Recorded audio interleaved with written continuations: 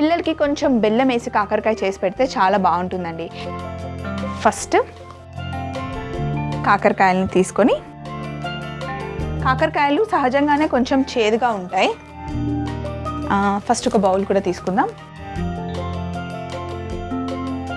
ఈ బౌల్లో ఫస్ట్ మనం కొంచెం ఉప్పు వేసుకోవాలి.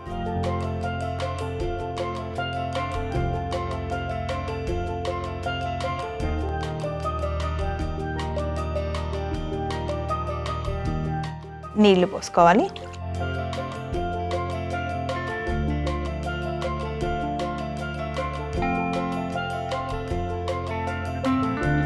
ఇప్పుడు కాకరకాయని ముందు వెనకాల కట్ చేసుకొని, పైన కొంచెం మరీ ఎక్కువగా కట్ చేయక్కర్లేదు, ఈ కొంచెం పెచ్చు తీసేస్తే సరిపోతుంది.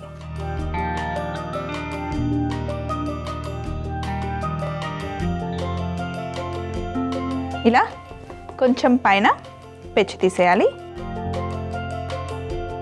లేదంటే ఇలా గీరుకున్నా కూడా సరిపోతుంది.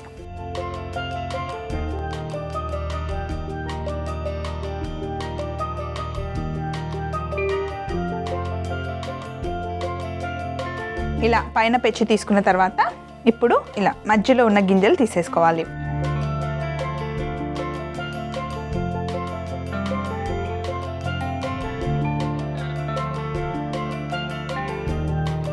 ఒక్కసారి చూడండి, లోపల ఉన్న గింజలన్నీ ఇలా క్లీన్ చేసుకోవాలి.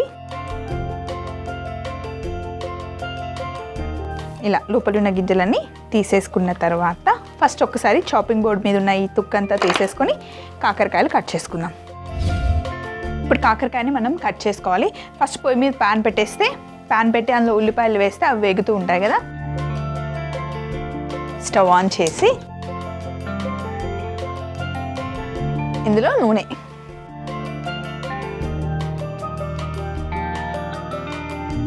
కొంచెం నూనె వేడైన తర్వాత ఇందులో సన్నగా తరిగిన ఉల్లిపాయలు,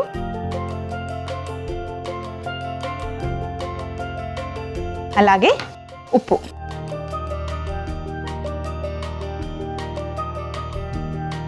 ఇక్కడ ఉల్లిపాయలు వేగుతూ ఉంటాయి. ఈలోపు మనం కాకరకాయని కట్ చేసుకుందాం.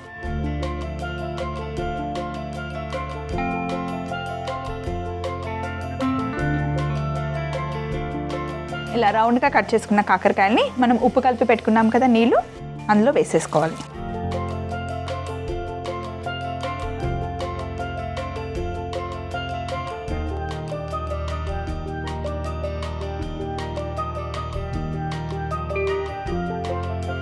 కట్ చేసుకున్న కాకరకాయలని ఉప్పు నీళ్ళల్లో వేసి బాగా కడుక్కోవాలి.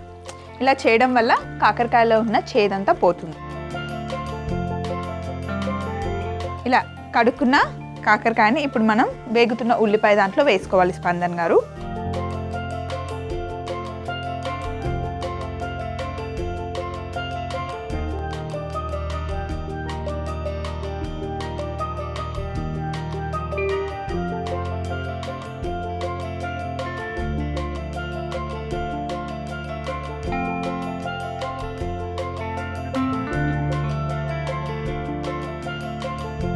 ఒకసారి కాకరకాయ వేసిన తర్వాత ఇందులో కొంచెం పసుపు,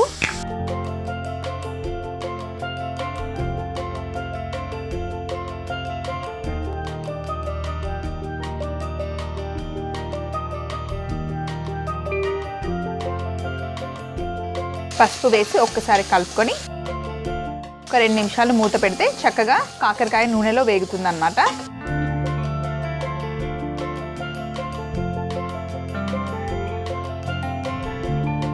మూత పెట్టి నూనెలో కాకరకాయని చక్కగా మగ్గనివ్వాలి.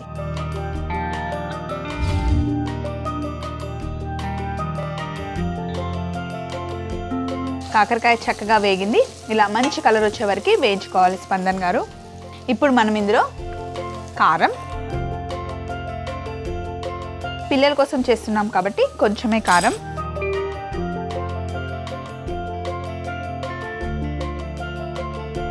కొంచెం ధనియాల పొడి,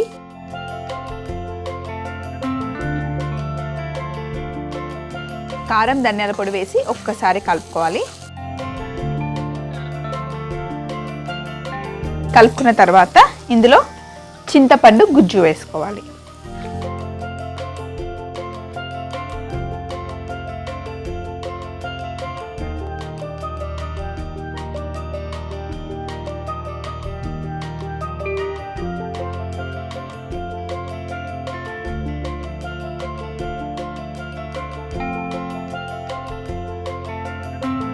చింతపండు గుజ్జు వేసుకొని అలాగే బెల్లం,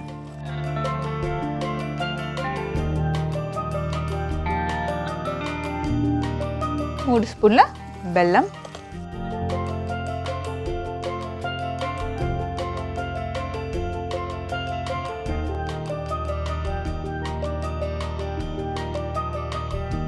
బెల్లం వేసిన తర్వాత బాగా కలుపుకొని మూత పెట్టుకోకుండా ఇలా ఓపెన్గానే కుక్ చేసుకోవాలి. బాగా ఉడకనివ్వాలి, దగ్గరికి రావాలి, డ్రైగా అవ్వాలి.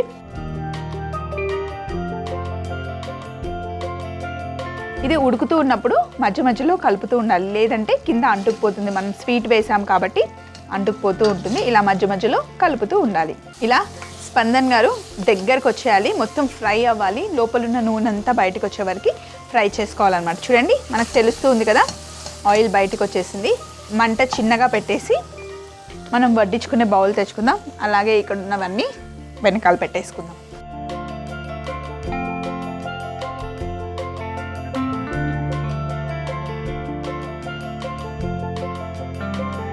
పిల్లలకి ఇలా చేసి పెట్టండి, వాళ్ళు ఇష్టంగా తింటారు. ఇంకా ఎవరికైనా జ్వరం వస్తుంది కదా, జ్వరం వచ్చిన తర్వాత నోరంతా రుచి పోతుంది, ఏది తిన్నా కూడా నోటికి రుచి తగలదు. అప్పుడు ఈ కర్రీ చేసి పెట్టండి. పుల్ల పుల్లగా, తీయ తీయగా, అసలు చాలా చాలా బాగుంటుంది. పిల్లలకి మటుకి నిజంగా నచ్చుతుంది. చాలామంది పిల్లలు కాకరకాయ తినరు కాబట్టి ఇలా చేసిస్తే వేడి వేడి అన్నంలో ఇచ్చినా బాగుంటుంది, లేదా చపాతీతో ఇచ్చినా కూడా చాలా చాలా టేస్టీగా ఉంటుంది. పిల్లలకి పూరి అంటే ఇష్టం కదా, పూరితో అయినా ఇవ్వండి. బెల్లం కాకరకాయ రెడీ అయిపోయింది. స్టవ్ ఆఫ్ చేసేసి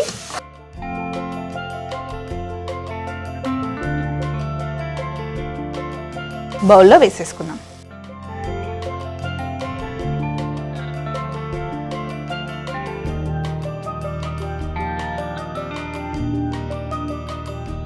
అంతేకాకుండా స్పందన్ గారు ఇలా చేసుకున్న బెల్లం కాకరకాయ ఉంది కదా, వారం రోజులైనా నిలువ ఉంటుందండి, పాడవదు. ఫ్రిడ్జ్లో పెట్టుకోవాల్సిన అవసరం లేదు, బయట పెట్టుకున్నా సరే చాలా చాలా టేస్టీగా ఉంటుంది. మీరైతే ఫస్ట్ పిల్లలకి చేసి పెట్టండి. చేసి పెట్టిన తర్వాత ఎలా ఉందో నాకు మళ్ళీ మెయిల్ చేయండి. అలాగే తయారీ విధానం మరొకసారి చూడండి. బెల్లం కాకరకాయ తయారీ విధానం: ముందుగా ఒక బౌల్లో ఉప్పు నీళ్లు పోసుకున్న తర్వాత ముందుగానే పీల్ చేసి గింజలు తీసి పెట్టుకున్న కాకరకాయని రౌండ్గా ముక్కలు కట్ చేసి ఆ ఉప్పు నీళ్ళలో బాగా కడగాలి. తర్వాత ఒక పాన్ లో నూనె వేడి చేసుకొని అందులో సన్నగా తరిగిన ఉల్లిపాయ ముక్కలు, సరిపడా ఉప్పు, ముందుగా కట్ చేసి పెట్టుకున్న కాకరకాయ ముక్కలు, పసుపు వేసి బాగా కలుపుకొని మూత పెట్టుకొని మగ్గనివ్వాలి. ఆ తర్వాత అందులో కారం, ధనియాల పొడి, చింతపండు గుజ్జు, బెల్లం వేసి బాగా కలుపుకొని దగ్గరకు వచ్చే వరకు ఉడికించుకుంటే బెల్లం కాకరకాయ రెడీ.